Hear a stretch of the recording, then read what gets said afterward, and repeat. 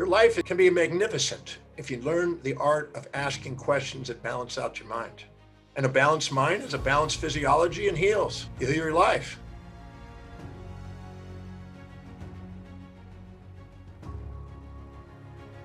During the COVID period, and really pretty well almost any time, but definitely during the COVID period, there's been a lot of challenges and adaptations and having to be resilient and, tackling new things, etc.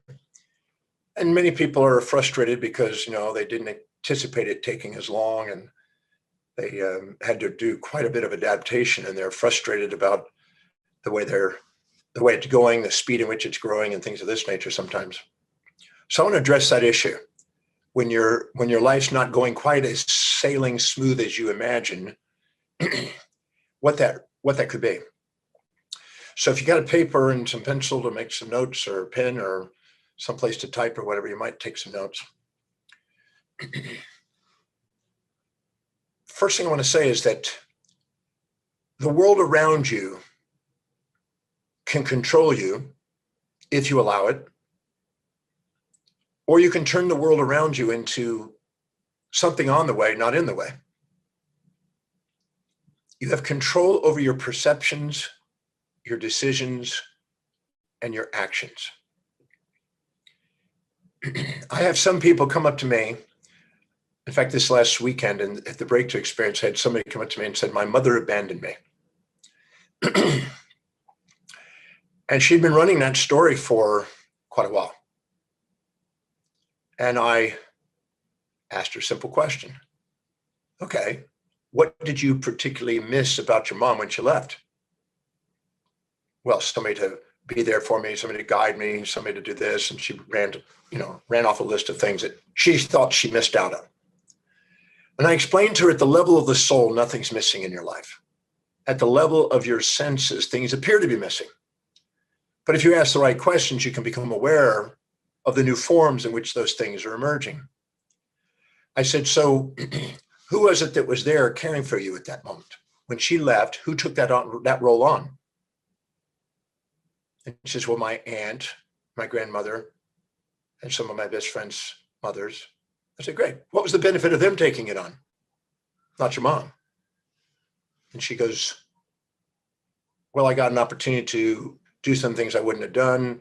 My mom was not financially stable. She was trying to find a career path in another city. And yeah, if she hadn't have done that, when I think about it, I would have been very much unstable. Wouldn't have probably even been able to go to school. But the way it turned out, I was able to finish school. I was able to have friends. I was able to have nice clothes. And I had her stack up the benefits of the new people taking it on. And the drawback if her mother had stayed and not gone off and trying to find a new opportunity and job, and then later bring her back. And when she stopped and thought about it, she said, gosh, if I was in that situation, I'd probably have to understand that and do it. And then she saw that she got opportunities she hadn't seen. And instead of it being a negative event, a frustrating event, an angering event, the event now became something she was grateful for.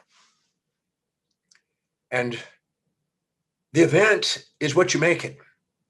You can make a nightmare or a heaven out of a hell, or a hell out of a heaven. You have the capacity to take whatever's happening in that moment and ask questions. And if you choose to go by your first interpretation, that's terrible, and you don't see the terrific in it, you don't take the time to find the upsides to it. Well, it's not because of the event. It's because you're choosing not to see the upsides to it. That's your doing. That's your perception. That has nothing to do with the world around you. It's your perception. And even if the whole world believes that that's a terrible event, and you can justify the idea it's a terrible event by subordinating to conformity in the idea, doesn't mean it's true. It just means that that's what most people would interpret it as, because they haven't taken the time to be intelligent enough to ask, what are the upsides to it? We've all had events in our life that we thought were terrible. And then a day, a week, a month, a year, 5 years later, we find out, oh, well, if it wasn't for that, I wouldn't have gone this path. I wouldn't have taken this new trajectory. I wouldn't have met these people. I wouldn't have gotten this experience. I wouldn't have been more resilient. I hadn't have been more independent. And then you look at the upsides of that and secondary and tertiary benefits of that. You kind of go, maybe that wasn't a terrible event after all. Maybe that was exactly the event that made my life. Why have the wisdom of the ages with the aging process and discover that later? When you can look right in the moment and discover it and find the wisdom of the ages without the aging process and become awakened to the both sides that are there. There are no events that are positive or negative until you choose to make it. There's events that have benefits and drawbacks, upsides and downsides. Nothing can manifest without those two sides. It's like a yin yang symbol. You have a little bit of yin in the yang and yang in the yin. If you take the time to find it, then you can neutralize it. And the second it's neutral, you don't fear the gain of it or the fear of the loss of it. You can have an infatuation and you can be conscious of the upsides and unconscious of the downsides and think, oh my God, this is a terrific event. And then today, a week, a month, a year, 5 years later, you find out, oh my God, this guy's not who I thought, or this house that I just bought is not what I thought. Now it's got problems and cracks and cost and maintenance and foundation issues. And oh my God, this thing that I thought was terrible has terrific has terribles in it. The thing I think is terrific has terribles in it, or terribles have terrific in it. These are all illusions and the ratios of your mind. The ratios of your perception determine your emotions. Pharmaceutical reps, psychiatrists, want you to believe that it's a biochemical imbalance that's causing these problems sometimes.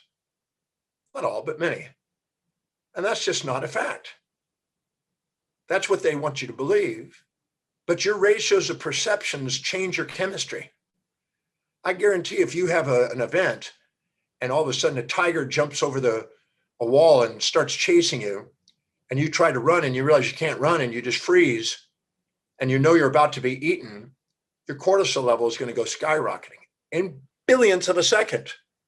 Your norepinephrine is going to go up. Your dopamine is going to go down. Your serotonin is going to go down. Your oxytocin is going to go down. Your enkephalins are going to go down. Histamine is going to go up. All the compounds ready for fight or flight are going to go up, and all the ones that are rest and digest are going to go down. And that's not because you have a biochemical imbalance, because of something it's imbalanced. It's that we store in our subconscious mind all imbalanced perceptions, and until we balance them, they affect our chemistry.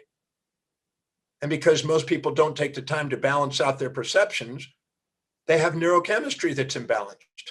Not because it's just imbalanced out of the blue, but because it's imbalanced because you stored up a bunch of distorted perceptions and you have not taken the time to be accountable and put them back into balance. Every weekend in the breakthrough experience, when I do the breakthrough experience, not every weekend, but nearly every weekend, I balance people's perceptions out and change their chemistries and change their moods. The moods and attitudes. William James said that the greatest discovery of our generation is that human beings can alter their lives by altering their perceptions and attitudes of mind. And it's true. You can change your attitude. It is not the event. Quit blaming the event. Stop ranting and running a story about an outside event when you have the capacity with your mind to transform your perception of that event and turn it into something on the way, not in the way.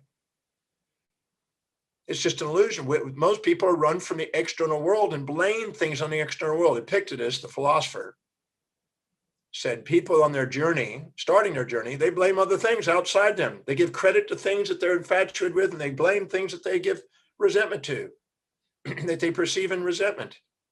And then they go further and they realize, oh my God, it's a reflection of my projection. And then you start blaming themselves. But the real wise individual realizes there's nothing to blame. There's something to simply ask the questions to balance the equation and realize it's all on the way. It's basically an event.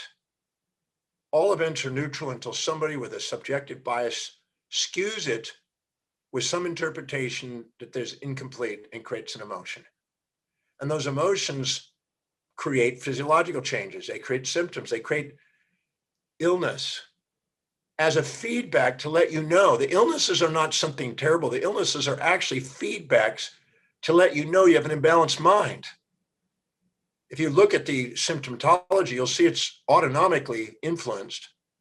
And those are feedback mechanisms trying to homeostate you.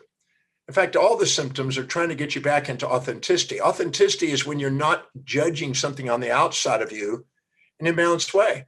If you look at something terrible, you'll look down on it If you look at something terrific, you'll look up on it and you'll exaggerate or minimize yourself. Just like if you look down on somebody, you'll exaggerate yourself. If you look up to somebody, you'll minimize yourself. In turn, whenever you exaggerate or minimize yourself, you're not being yourself. That's not authentic. When you look out there and see both sides, and you look over here and you see both sides, you see the downsides and the upsides, you see the upsides and the downsides, and you center it, you have mindfulness and you're balanced. That's why the quality of your life is based on the quality of the questions you ask. And the wisest questions I know to ask, which I've incorporated in the Demartini method, which I present at the Breakthrough Experience, is if I see a terrible, what's the upsides? And if I see a terrific, what's the downsides? Until I see both sides. And then I realize that nothing on the outside runs me, because anything you infatuate with, anything you resent is going to occupy space and time in your mind. It's going to run you. So if you're frustrated with your life and dissatisfied with your life, it has nothing to do with what happened out there. It has everything to do with how you interpreted it. And if you ask questions and hold yourself accountable to answer and say, instead of saying, I don't know, there's no benefit to it. Look, what is the upsides to it? I've been doing this for almost 4 decades. And I'm absolutely certain that there's nothing your mortal body can experience that your immortal soul can't love. There's nothing your mortal body can experience that your mortal soul can't love. I've seen the most outrageous stuff turned into opportunity. And the greater the challenges, the greater the opportunity. The greater the crisis, the greater the blessings. If you look, if you choose not to, and the same thing on the reverse, we can have these elating, infatuating fantasy moments, and we're blind to the downsides, and we're then caught, and we eventually get sideswiped by all the downsides, and we think, oh my God, this thing changed on me. And you crush your fantasy, and you're designed to crush fantasies, because fantasies are the sources of nightmares. So it's not what happens to you, it's your choice of perception. And if you ask a question to balance out the perception, you liberate yourself from the bondage of those things that you're infatuated or resentful to, and all the things that you minimize yourself and exaggerate yourself. How are you going to be loved for who you are if you're not yourself? And if you're exaggerating yourself with pride and looking down on something and not seeing the upsides to it, well, you're paying the price. You've just lost your authenticity. And how can you expect somebody to love you for who you are when you're not even being willing to be who you are? You can't be yourself when you're looking down on something or up at something. You become yourself when you look across at something. When you're careless or careful and not caring, don't expect a sustainable relationship. Your relationship with life itself is based on your ability to see both sides. And some people say, well, but what about that's bad? Well, if you want to get caught in moral hypocrisies and trap yourself in some sort of traditional, conventional moral hypocrisy, go ahead. But you're not going to power your life that way. And you're going to be a victim of your history all your life and never a master of your destiny. It has nothing to do with what society says it is. This is about your life. If you choose to see it as bad just because everybody sees it bad and now you're trapped in bad or terrible event, that's not because it's there. It's because you're choosing to buy into the conformity of the herd about a belief system, when in fact, as Montaigne, who traveled the world, went around the world, that just about everything in the world that's been considered good has been considered bad, and bad's considered good in different cultures and different times. You know, in South Africa, the former president, Zuma, had a bunch of wives, 9 wives. In America, you go to prison for it. What's good there and a sign of tribal power is considered evil over here. And at one time, smoking pot was illegal, and you went to jail for it, and you're a villain, and you're in prison. Now they're smoking pot, part of the healing process. And history's been going back and forth with those belief systems all through time. So it's not what happens to you, it's what you decide to do with it. You have control and perceptions, decisions, and actions. If you decide to make it and keep it as this terrible event, well, then it's going to haunt your life. And anytime you remind you of anything that comes along that even remotely reminds you, secondary associations that might remind you of that, you're going to have angst and you're going to add anxiety to your life. Not because you have to, but because you're choosing to hold on to that event as a terrible event and letting that run your life. And the same thing for your job. Every week I have people that say, well, you know, I hate my job, but I got to pay the bills. No, that's absolutely not true. Nobody's trapped. Nobody's trapped. One thing you can do is you can make a list of everything you're doing in your job, a job description.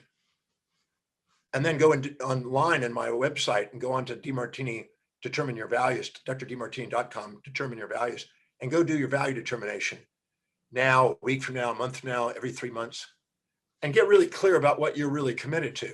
Not your fantasies, not what you think it should be, ought to be, supposed to be, got to be, have to be, must, and need to be, but what your life demonstrates is really important to you. And then ask yourself, how is this job description, one by one, the items, how's it helping you fulfill what's meaningful to you? And don't say it doesn't. That's the problem with I hate my job. That's foolish. It's not the job. It's your perception of the job. It's your decision of how you react to it and the actions that come out of it. Take your job and ask, how specifically is this job duty helping you fulfill what's most meaningful to you, helping you move on to the next step? See, if people don't have a plan, a viable plan of a career path that they want, and they don't empower themselves with a clear plan, they're going to be subject to whatever's available out there. They're going to be subject to the outside world. So don't bitch about it. You're just not taking command. And if you don't have it and you have a fantasy about what I want to do and you don't want to like your job, then you're going to hold on to a fantasy, but you don't have a plan. You're going to be trapped in your job and being miserable. And that's not because of the job is miserable, it's because you're choosing to compare it to a fantasy that's not grounded, that's not real. But if you go and find out a pathway of a new career that's viable, that really meets people's needs, that serves people, that's in fair exchange and sustainable, and with a marketing plan, and you do your due diligence and create a plan of action that allows you to transition, and then you ask, how is the job duties that I'm doing right now helping me in the path of opening that new job? You might find out that there's new opportunities, there's new skills that you're getting paid to be trained on. There may be new people there that might be clients. There's new leads, there's new skills. And you might then be appreciative that the job you have is a stepping stone to something greater. It's not the job, it's the perception of it. If you are not with a clear plan, then it's why beat yourself up and beat the job up when you can take the job and find out how is it serving and fulfilling your values.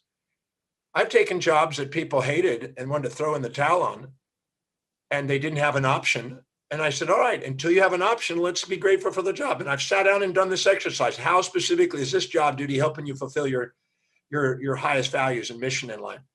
And I didn't write one answer. I put 10, 20, 30 answers until their mind was blown. They go, whoa, I never saw how this job could be an opening. I mean, they did. Now they're engaged and inspired by it while they're planning out their next career path. So it's not what happens to you. It's your perception of it. And you ask questions that equilibrate the mind, and the things you think are down, what's the upside? Or the things you think are up, what's the downside? And level the playing field. Neither side runs your life. And if you hold on to a fantasy, life can comparison. If you have a relationship, let's say, and you were infatuated with them, and then they dumped you and they went off with somebody else, and you lived in a fantasy, that was my soulmate, that was going to be everything for me. Then what's happening is anything less than that is now going to torture you because you're holding on to an unrealistic expectation, a delusion, and a fantasy about how it was supposed to be. And therefore, life compared to that is depressing. Depression is a comparison of your current reality to a fantasy that you're addicted to, an unrealistic expectation that somebody's supposed to live in your values or supposed to live up to your fantasy or supposed to be one-sided or something. Your life can be magnificent if you learn the art of asking questions that balance out your mind. And a balanced mind is a balanced physiology and heals. You heal your life. You have the capacity to transform literally anything that's going on in your life. I've had people that have been beaten, and I've had people that have been raped, and people that have been incested, and people that have had lost their careers and lost arms or something. I've seen there's nothing that the mortal body can experience that you can't turn into opportunity. Every one of those situations, those individuals now turned it into a resource to do something amazing with. Yes, these things happen. Great. That's not necessarily something you originally thought you wanted in life, but that's what happened. Now let's use it to our greatest advantage. And by the way, most of the things that come into our life that we don't want is because we're addicted to its opposite. I'm going to say that again. Most of the things that we dislike are actually part of a pair of opposites. And the more we're addicted to one side, the more we attract the opposite to break our addiction. If we're addicted to protection, we attract aggression. We're addicted to peacefulness and everybody getting along, you attract some criticizer or challenger. Why? Because whatever you get addicted to that you think is going to be supportive more than challenge keeps you juvenilely dependent and you don't grow. And the challenging thing makes you precociously independent, and it gets you back to growing again. And you need both support and challenge. You need the pairs of opposites. And there's no such thing as a human being or an event that's only one-sided. If I went up to you and said, you're always positive and never negative, you're always kind, you're never cruel, you're always nice, you're never mean, your own BS meter would go off and go, nah, that's not true. And if I said you're always mean and never nice and always cruel and never kind and always stingy, never generous and always wrathful, never peaceful, again, your BS meter would go off. But if I said to you, sometimes you're nice, sometimes you're mean, sometimes you're kind, sometimes you're cruel, sometimes you're generous, sometimes you're stingy, sometimes you're peaceful, sometimes you're wrathful, sometimes you're positive, sometimes negative, you immediately would go, yep, that's me. You're not a one-sided event. There are no one-sided events or one-sided people. They're both sides there. And the individual that has a realistic expectation to embrace both sides is resilient and adaptable, because if you're neutral, you don't fear the loss of it. If you're infatuated with something, you fear its loss. If you're resentful to something, you fear its gain. So anything you think is terrific, you're going to fear the loss of. Anything you think is terrible, you're going to fear the gain of. And you're adding fear to your life because you're not seeing both sides. But if you stop and reflect and see both sides, it's neutral. It can come and go. You're flexible. You're adaptive. Stress is the inability to adapt to a changing environment. And all distress is the fear of loss of that which you seek and the fear of gain of that which you are trying to avoid. The Buddha says the desire for that which is unavailable and the desire to avoid that which is unavoidable is the source of human suffering. So it's not the events. It's not what happens. It's your perception. And you have the command of your perception. That's why I teach the breakthrough experience every week, just about every week anyway, to try to help people master the ability to transform perceptions into opportunities. Once you see that life is on the way, not in the way, you realize that everything is trying to get you authentic. If you're attracting a criticizer, it's because you're proud, you're cocky, you're up above equilibrium because you're addicted to pride and you put yourself up and they're coming in to bring you back into balance. It's not an evil event. They're not terrible people. They're people helping you become authentic. The same thing with events. If you're addicted to fantasies, you attract nightmares. Nature is striving to get you into authenticity and balance, where you're objective, where you're mindful. When you're infatuated, you're unconscious of the downsides. When you're resentful, you're unconscious of the upsides. When you are loving, you are conscious of both sides. So anything you haven't loved in your life, anything you're not grateful in life is baggage that hasn't been balanced yet. And it's stored in the subconscious mind and it's going to run you and you're going to cause reactions and you're going to wonder why the world is around you running your life, because anything that you haven't balanced, the external world causes a reaction. And it's not because of anything but your perceptions. But you let the external world run you, you'll be a victim of history. You'll be a follower. You'll be blaming and giving credit. You'll be trapped in moral hypocrisies, trying to get a one-sided life. There is no one-sided individual. There is no one-sided event. It's childish. It's fantasy. Even though your grandmother used to say, now be nice, don't be mean, to be kind, don't be cruel, be positive, don't be negative, be honest, don't be nice. Then she beat the hell out of grandpa and gave him hell and bitched at him. Don't be caught in moral hypocrisies. They'll trap your life because then you'll actually think there are events that aren't both-sided. And then you hold yourself back from a resilient, amazing life. The quality of your life is basically quality of the questions asked. Ask questions that bring your mind back into balance. What's the ups and benefits and how is it serving my highest values? Or what's the downs and how is it deserving it? To break the infatuation, resentments, and to get yourself centered, because otherwise the world around you is going to run your life. You can run your life. If you're not living by design, you're living by duty. If you're living by duty, you're living by conformity. If you're living by conformity, you're fitting in and you're not going to stand out. You're not going to make the difference you want in life. So taking the time and actually freeing yourself up from the bondage of that. Because if you're dissatisfied, it's only because you're comparing your current reality to a fantasy of one-sidedness and you're not seeing the upsides to what's happening. You're not seeing the downsides to what you're comparing it to. What's interesting is if you have a philia, something that's fantasy that you like, you automatically have fear of loss. The phobia comes with the philia. And if you have something you're phobic about, the fantasy of getting away from it is there. You can't separate the philia and the phobia, the fantasy and the nightmare, the positives and negatives. So in every perception, there's always both. If you ask the question and balance it out and liberate yourself, you're in command and you get to live authentically because you're seeing both sides. Your heart opens. A perfectly equilibrated mind opens the heart. It makes you grateful. You see the hidden order in the apparent chaos. You know, entropy, the physics of entropy, which is death physics, which is the arrow of time, which causes aging, just means missing information by Claude Shannon. Missing information, incomplete awareness, ignorance, unconsciousness. That's missing information. When it's not missing anymore and you ask the right questions and make yourself see both sides, the missing information is now aware. And now you have mindful, full information. And you have negentropy, which is life physics. Negative entropy, as Erwin Schrödinger, is life physics. It allows you to fulfill life and do something amazing.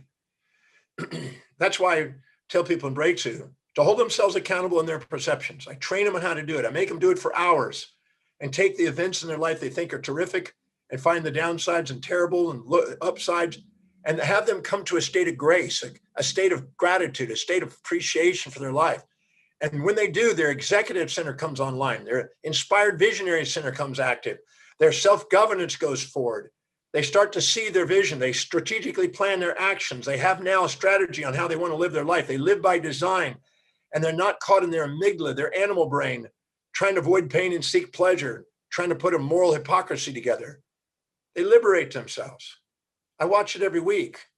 That's why I want people to know the Demartini method, because it's a very powerful tool to equilibrate the mind and set yourself free of emotional bondage. It's baggage we carry from relationship to relationship in life unnecessarily. So if you're dissatisfied, you want to change your life, change your perceptions, because your change of perceptions will change your decisions and will change your actions. And if you live by your highest values, where you're most resilient and adaptable and most objective, you have the least amount of things you need to change. You have the most amount of things you're grateful for. It's really quite impressive when you get simply the keys to prioritizing your life. If you fill your day with high priority actions that inspire you and not let outside distractions put you into distractions, you'll have a more fulfilling life, a more resilient life, a more balanced life, I guarantee you. Your brain is rewarding people who live authentically. And when you live by your highest values, your identity revolves around it, and you are masterful in life. So don't blame the world on the outside. Don't blame the world on the inside. Just get wise, start prioritizing your life, start asking questions that balance your mind, and don't let the external world, don't let a day go by without balancing that day before you go to bed. Don't sit there and fester on something and let it be stored in the subconscious mind and run your physiology so you end up in the doctor telling you a biochemical imbalance. Clear it, balance it out. I guarantee your chemistries will change. I watch it every week doing it. Take back your power. Any area of your life you don't empower, people overpower you. Take your power back. Anyway, I wanted to go through some of those principles today with you about changing your life if you're not satisfied or appreciative of what's going on, because we live in a magnificent world and we have amazing things we can accomplish. Now that I shared my piece, I want to let you know about a masterclass that you can get that can help you. It says how to accelerate the progress and achievement in your life. And this program is a really inspired masterclass about moving forward and doing something amazing with your life. So you're not victim of history, you're master of destiny. And it's about asking the right questions. So if you've got something out of our little session right now, please take advantage of this. It's basically an accelerated progress and achievement, how to do that. And if you sign up for it now, you get a free gift. And that's basically awakening your astronomical vision. It's about people, instead of wanting to play small, want to do something more magnificent. You're not going to get past your vision. If you don't have a big vision, don't expect a big life. You know, if you want to make a difference in yourself, you need a vision at least as big as your family. You want to make a difference in your family, you need a vision as big as your city. If you want to make a global difference, you need an astronomical vision. So take advantage of this little gift. Go sign up for the masterclass on achievement. And please ponder what I said that you took notes about today, because I guarantee you it's transformative. There's no reason why you can't do something amazing with your life. And don't sit and run your story about how these things have happened to you. It's nothing to do with those. It's your perception.